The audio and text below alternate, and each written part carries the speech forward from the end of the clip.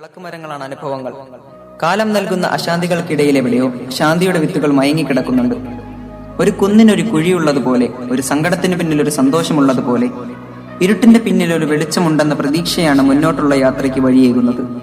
അടച്ചുവെച്ച മനസ്സറിയാൻ തുറന്നുവെച്ച കണ്ണുകൾ മതി, ഒതുക്കിവെച്ച സങ്കടം മാറ്റാൻ ക്ഷമ നിറച്ച കാതുകൾ മതി, മുറിവേറ്റ മനസ്സുണക്കാൻ പുഞ്ചിരിക്കുന്ന മുഖം മതി. നമ്മുടെ ജീവിതത്തിന്റെ ഈ ഒരു ചെറിയ കാലയളവിൽ ആർക്കെങ്കിലുമൊക്കെ തണലാകാം. അപരന്റെ മനസ്സിന്റെ മുറിവുണക്കുന്ന സ്നേഹത്തിന്റെ തൈലമാകാം. ഇരുൾ നിറഞ്ഞ ജീവിതത്തിന്റെ വെളിച്ചമാകാം. സഹൃദയരെ, നിങ്ങൾക്ക് മുന്നിൽ ഞങ്ങൾ സവനയം അർപ്പിക്കുന്നു. ഒരു കൈത്തിരി നാളം.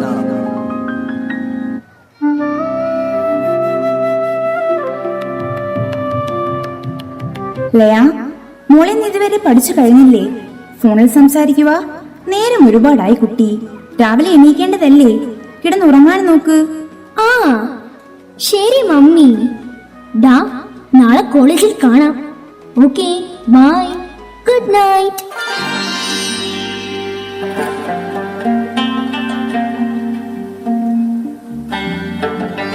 ജോ എവിടെ? അവൻ ഇതുവരെ എഴുന്നേറ്റില്ലേ? ഞാൻ എഴുന്നേറ്റു വച്ചാ. ഇന്ന് സ്കൂളിൽ ഇൻസ്പെക്ഷൻ ഉണ്ടെന്ന് പറഞ്ഞതല്ലേ?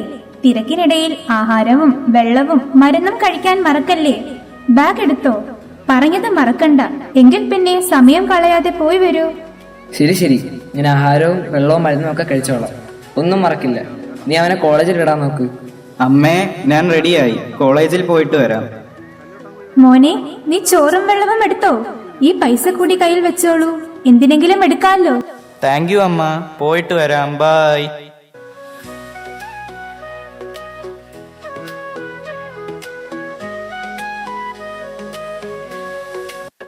ലയ, ഞാൻ നിന്നെ എത്രമാത്രം ഇഷ്ടപ്പെടുന്നെന്നോ?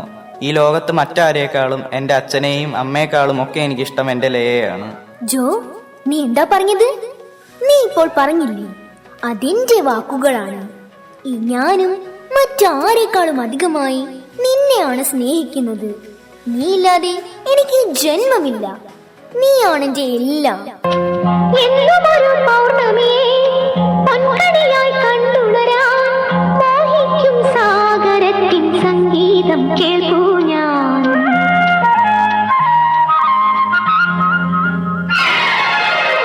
എന്നൊരു പൗർണമിയെ പൊൻകണിയായി കണ്ടുണരാൻ മോഹിക്കും സാഗരത്തിൻ സംഗീതം കേൾക്കൂ ഞാൻ. പാടും പാൽക്കടലേ, തിരയാടും പാൽക്കടലേ, ഞാനുമതേ ഗാനവിതാ പാടുകയായി. എന്നൊരു പൗർണമിയെ പൊൻകണിയായി കണ്ടുണരാൻ മോഹിക്കും സാഗരത്തിൻ സംഗീതം കേൾക്കൂ ഞാൻ.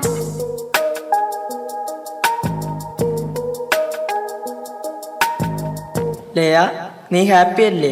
നിന്നോടൊത്തുള്ള ഓരോ നിമിഷവും എനിക്ക് ഏറെ പ്രിയപ്പെട്ടതാണ്. രോഹിത്, എനിക്കും നിന്നോടൊപ്പമുള്ള ഓരോ നിമിഷങ്ങളും ഏറെ സന്തോഷപ്രദം തന്നെ. I love you Rohit. Love you too my dear. Laya, നീ എവിടെയാണ്? ജോ, അത് ഞാൻ ക്ലാസ്സിലാണ്. പിന്നെ വിളിക്കാം. ലയ, നീ ഫോൺ വെക്കല്ലേ. നീ നിൽക്കുന്നിടത്ത് നിന്നൊന്ന് തിരിഞ്ഞു നോക്കിക്ക്. ഇനി ഇതിന്റെ ആവശ്യമില്ല. നീ എന്നെ ചതിക്കുകയായിരുന്നു അല്ലേ? എങ്ങനെ കഴിഞ്ഞു നിനക്കെന്നെ ചതിക്കാൻ? ഇനി ഒരിക്കലും നമ്മൾ തമ്മിൽ കാണില്ല. Good bye. നീ സൂക്ഷിച്ചോ, നിന്നെയും ഇവൾ ചതിക്കും. ഒന്ന് പോടാ.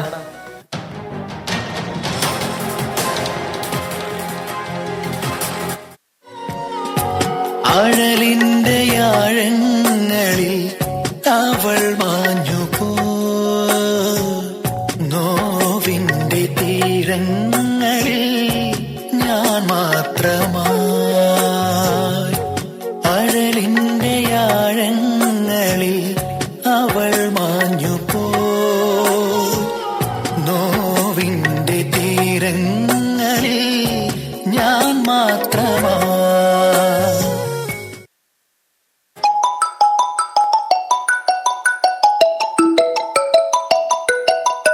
എടാ അലക്സേ, എൻ്റെ ഒരു കൂട്ടുകാരൻ അങ്ങോട്ട് വരുന്നുണ്ട്. നീ അവനെ ഒന്ന് ഹാൻഡിൽ ചെയ്തേക്കണേ.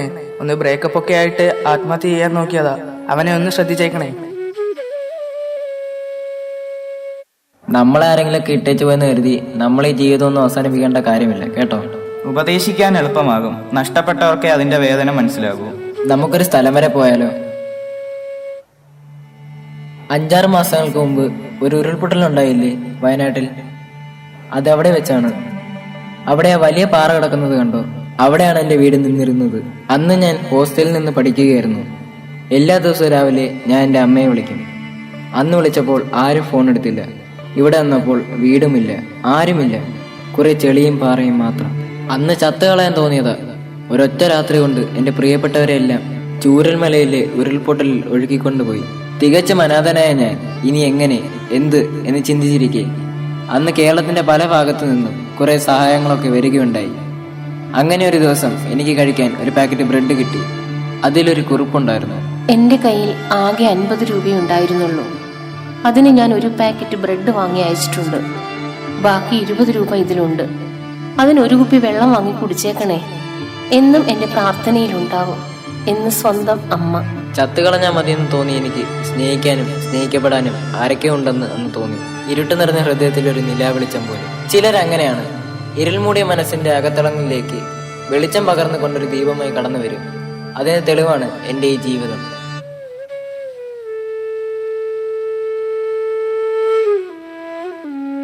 അവൻ എവിടെ പോയി? എന്നാലും എന്റെ പൊന്നുമോൻ. മോനെ, നീ എവിടെ പോയാടാ ഞങ്ങളെ കളഞ്ഞിട്ട്? എന്റെ സകല ദൈവങ്ങളെ, എന്റെ മോനെ കാത്തുകൊള്ളേണേ. അവന് യാതൊരു ആപത്തും വരുത്തല്ലേ. അച്ഛാ, എന്നോട് ക്ഷമിക്കണം. അമ്മേ, ക്ഷമിക്കണം അമ്മ എന്നോട്. എന്റെ പൊന്നു മോനെ. എനിക്ക് തെറ്റുപറ്റിപ്പോയി. മാതാപിതാക്കളുടെ സ്നേഹം മനസ്സിലാക്കാതെ, നിങ്ങളുടെ മനസ്സ് കാണാതെ ലോകത്തിന്റെ സ്നേഹം തേടിപ്പോയ എന്നോട് പൊറുക്കണം. ഞാനിനി എന്നും എന്റെ അച്ഛന്റെയും അമ്മയുടെയും നല്ല അനുസരണയുള്ള മകനായി ജീവിച്ചോളാം. മകനെ, നിനക്ക് വേണ്ടി ഒഴുക്കിയ അച്ഛന്റെ വിയർപ്പ് തുള്ളികൾക്ക് ചോരയുടെ ഗന്ധമാണ്. ഈ വീടിന്റെ 4 ചുവരുകൾക്കുള്ളിൽ വിഴുപ്പലക്കുമ്പോഴും ഈ അമ്മയും നിന്റെ നല്ല വളർച്ച മാത്രമാണ് സ്വപ്നം കാണുന്നത്. മോനെ, അച്ഛനെയും അമ്മയും വേദനിപ്പിക്കരുതേ. ആത്മഹത്യ എന്ന ചിന്ത പോലും ഇനി ഉണ്ടാവരുത്. നീ ഈ വീടിന്റെ പടിയിറങ്ങിപ്പോയപ്പോൾ നിന്റെ അച്ഛനും ഞാനും എന്തുമാത്രം വേദനിച്ചെന്നോ. ഒന്നിന്റെ കൂടെ ഒന്ന് കൂടിയില്ലാതെ നിന്നെ ഞങ്ങൾ പൊന്നു പോലെയല്ലേ വളർത്തിയത്. എന്നിട്ടും നീ... സാരമില്ല മോനെ. മക്കളെ, ആരും നിങ്ങളുടെ മാതാപിതാക്കളെ വേദനിപ്പിക്കല്ലേ. മറ്റു കുഞ്ഞുങ്ങൾക്ക് അക്ഷരവെളിച്ചം പകർന്നു നൽകി എനിക്ക് എന്റെ മകന്റെ മനസ്സറിയാൻ കഴിയാതെ പോയി.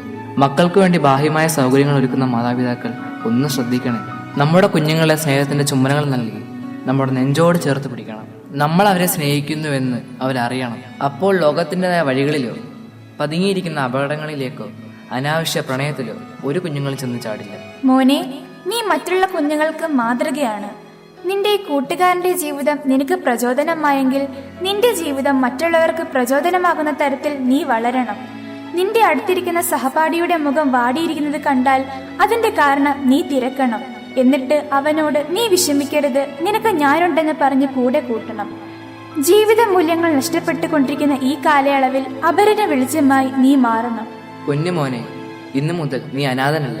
നിന്റെ അച്ഛനും അമ്മയും ഒക്കെ ഞങ്ങളാണ്. ഈ നിമിഷം മുതൽ എനിക്കൊന്നല്ല 2 മക്കൾ. നിന്റെ നല്ല ചിന്തയും നിന്റെ മനസ്സിന് നന്മയുമാണ് ഇവനെ എനിക്ക് തിരികെ തന്നത്. ഈ ജീവിതകാലം മുഴുവൻ ഞങ്ങൾ നിന്നോട് കടപ്പെട്ടിരിക്കുന്നു. അച്ഛ, എനിക്കെൻ്റെ മാതാപിതാക്കളെയും സഹോദരങ്ങളെയും എന്തിനു പറയണം? എൻ്റെ വീട് പോലും നഷ്ടമായപ്പോൾ ആ ഒരു നിമിഷത്തിൽ മരണത്തെ കൂട്ടുപിടിക്കാൻ നോക്കി എനിക്ക് ജീവിതത്തിൽ ഒരു കൈത്തിരിവട്ടമായി മാറിയത് ആ ഒരു ചെറിയ കുറിപ്പായിരുന്നു. അതിലെ സാന്ത്വന വചനങ്ങളായിരുന്നു. ആ വാക്കുകളിൽ ഒരമ്മയുടെ വാത്സല്യം ഞാൻ തിരിച്ചറിഞ്ഞു. അകലങ്ങളിലിരുന്നാണെങ്കിലും എന്നെ സ്നേഹിക്കാൻ ആരൊക്കെയോ ഉണ്ടെന്ന വിശ്വാസം വീണ്ടും എന്നെ മുന്നോട്ട് നയിച്ചു. ആ സ്നേഹത്തിന്റെ പ്രകാശമാണ് വീണ്ടും എന്നെ ജീവിക്കാൻ പ്രേരിപ്പിച്ചത്. ഒന്ന് മാത്രം ഞാൻ പറഞ്ഞോട്ടെ, ദൈവം തന്ന ജീവൻ ദൈവം തന്നെ തിരിച്ചെടുക്കും വരെ ആരും ആത്മഹത്യയെ കൂട്ടുപിടിക്കല്ലേ. നമുക്ക് ഓരോരുത്തർക്കും മറ്റുള്ളവർക്ക് വെളിച്ചം പകരുന്ന കൈവിളക്കുകളാകാം. നല്ല നാളെയുടെ ഒരു കൈത്തിരി വെട്ടമാകാം.